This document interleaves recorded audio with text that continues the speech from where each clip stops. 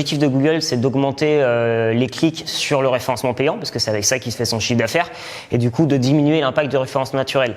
En mettant de plus en plus en avant les liens AdWords, naturellement, les internautes vont davantage cliquer sur ces liens-là, même ceux qui étaient un peu confrontés au fait de ne pas vouloir cliquer sur des pubs. AdWords, c'était 3 liens en premium et le reste sur la droite. Désormais, on a 4 liens en haut des résultats. La colonne de droite a disparu et on a 3 liens en dessous des résultats naturels.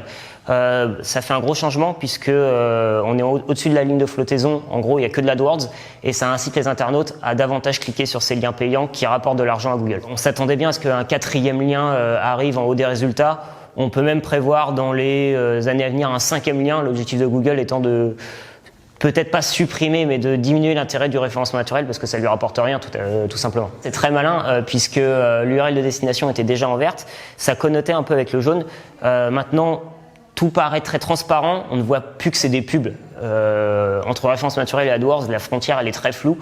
Et les internautes qui étaient un peu contre le fait de cliquer sur des publicités se font avoir et finissent par cliquer dessus. On observe une augmentation du taux de clic global, à peu près 35% depuis ce changement, c'est pas négligeable.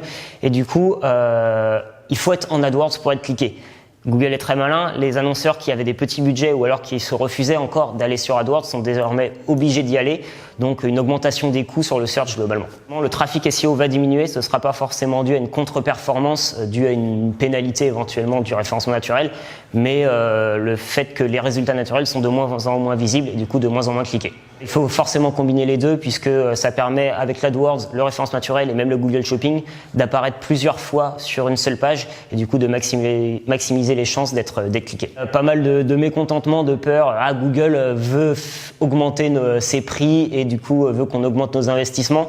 Alors après c'est notre travail de les rassurer, de montrer que par notre expertise on peut limiter ces effets-là et toujours faire en sorte de maximiser leur retour sur investissement parce que c'est ça qui est important.